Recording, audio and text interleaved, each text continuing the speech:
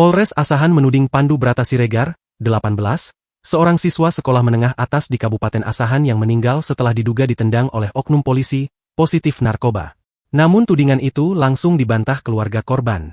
Sebelumnya, Polres Asahan melalui Kasih Humas Polres Asahan, Ibtu Anwar Sanusi mengungkap soal korban yang disebut positif narkoba melalui press rilisnya, Rabu, 12 Maret 2025.